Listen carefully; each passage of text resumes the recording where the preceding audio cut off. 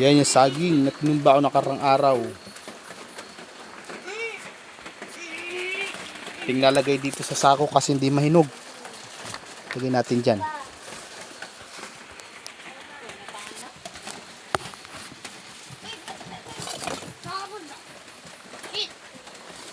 Walang patungan.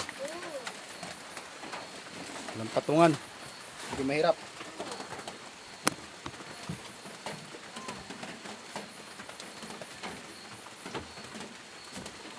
Hindi mahinog. Kailangan ilagay sa sako. Ikaw mamaya ilagay mo na sa sako. Parang sako na lang.